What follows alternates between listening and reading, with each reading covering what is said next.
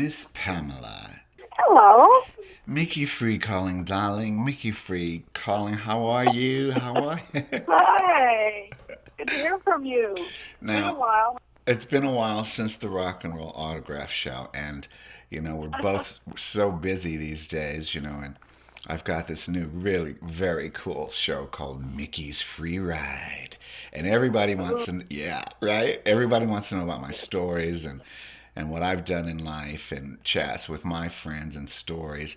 But you know what? The reason why I wanted to talk to you is because I'm doing a special on this show. It's a classic rock show, and groupies is a big part of all musicians' lives in the classic rock world. I mean, probably in any of the music worlds. They've been a very important staple in my life, Pamela, I must admit, madam. but that well, I hope you admit it. but that's another story. Let's talk about you and your lovely killer exploitations and what you've done. Groupie. To some people that's especially wives. Maine. It's a word that they don't want to hear. And explain to me, in your own words, what is a groupie to you? You know all about it. You are the one. Well, a groupie is just, basically, the word just means, well, it came from the word group, obviously. Mm-hmm, mm-hmm, And mm-hmm, it's girls and sometimes boys, of course, mm-hmm. who like to spend time with members of groups. It's a very simple answer to that question. That's Right. all it is. It's because of the inspiration. For me, I was hanging out with the Doors and Love and Birds and all these Oh people yeah. before the Oh word yeah. existed. Right. You know, there was no word groupie when No. I was already doing that. You were like hanging with like the coolest of the cool. I mean, the babysitter for Frank Zappa's children. Come on. And then, then you started to Well, hang. I lived there. I was the governess. We called me the governess Oh my God, I love because it. I lived there. I got up and made Moon and Dweezil breakfast, and I was part of the household. So yeah, that's a whole other story. That That's was not a groupie thing that of because course I was not. in an But you can, all-girl but band then. would you say that that was your kind of first initiation with a rock star? I mean, and then you went on to hang with Mick Jagger and Jimmy Page and Keith Moon and Noel Redding. Come on, from Hendrix's band, one of my favorites, of course. Jim Yes. Morrison. Waylon Jennings, Graham Parsons. It goes on, and even I love Don Johnson. Even when he did his Yeah. record.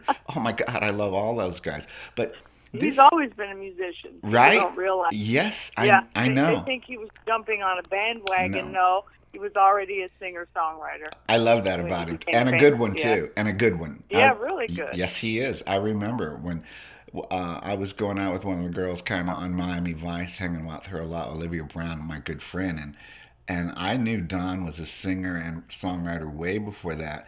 He did something with Dickie Betts, right? I Yeah, remember. he's very friendly with them. He went on the road with that band a few different times and sang backups and everything. Yeah, he's a real musician. He plays guitar, Yeah, you know. he was the Yeah. real deal. Let's get back to the word groupie because what you said about it is what I know the meaning of it is as well. A fan that just follows or hangs out with the group, basically. To Well, they're stayed as a fan. yes, But then they become very good friends. We were the GTOs, for instance, my all-girls group. We were friends with a lot of these people. Spent so much time, like with the Jeff Beck group, and taking Rod Stewart, you know, to vintage stores. There was only one actually in LA called the Glass Farmhouse, and we would take the band, Zeppelin, whoever we're hanging out with, to these stores and dress them. Same with Alice Cooper's band. We dressed them, did their makeup. We were oh very cool. influential girls, and all groupies are very important muses. No matter how deeply involved they get with the band. We were very deeply involved with all kinds of bands. But some groupies, spend an hour with the person they love, and so what? And what's it hurting? I personally didn't get involved with married people, because I didn't want that to happen to me. Yeah, Uh, but only once. And in those days, it was Waylon Jennings. But in those days, you didn't know these people were married unless they had their ring on or told us, and now everybody knows who's married, who they're married to, and all that. We didn't know. There was no internet, obviously, so we had no idea. So, but we were. It was an equal exchange with the groupie and the musician in those days. And it still is to a great degree. It's harder for the girls to meet the guys they really want to meet, but Mm-hmm. we gave what as good as we got. If you know what I mean. Yeah, I do.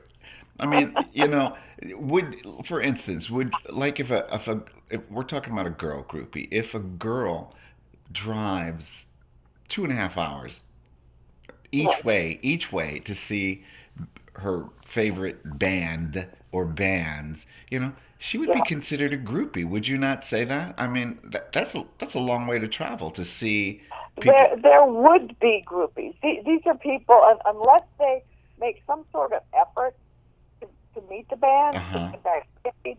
A lot of times now, groupies interview people. They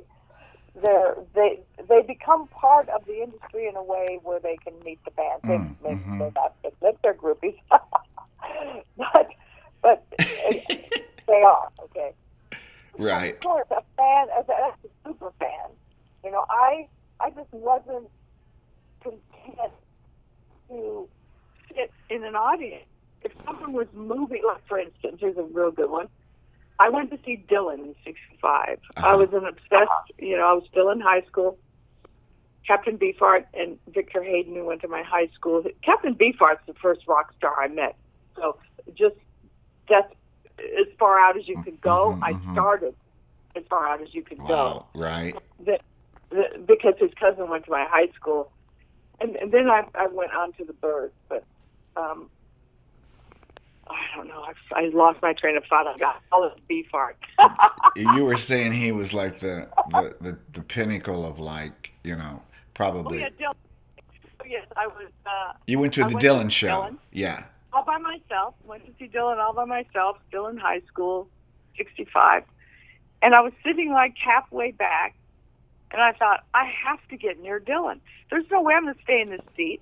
I have to go as close to Dylan as Hmm. possible. Yeah. And I had I was in I had a photography class, and I had my camera with me, and I just walked straight up to the front of the stage, the only person who did it, and leaned on the stage so I could be close to Dylan. Hmm. You know, Yeah. Yeah. I took pictures too. I've got some good pictures from that night. That's when he wore his herringbone suit. Oh, he was so cool. Anyway, Hmm. I just wasn't content to sit in the audience, and that's a groupie mentality. You want to meet the person who inspires you.